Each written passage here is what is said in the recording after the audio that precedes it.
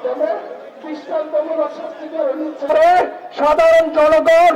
উপর অত্যাচার নির্পীড়ন হচ্ছিল জন্য উস্কানি দাতা মদের দাতাদের ফেসবুক পোস্ট গুলো দেখেন ওদের শাস্তি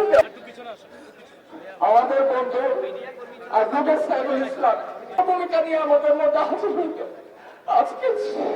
সেই ছেলেটাকে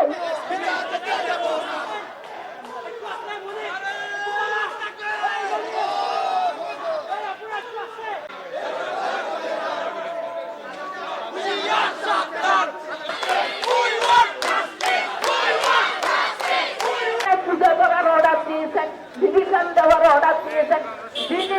থেকে তদন্ত করে বের করা উচিত এত দ্রুত না দেখালে দেখাতে দিলে ওই একটা সন্ত্রাসী আমি আমার বক্তব্য শেষ করছি ধন্যবাদ।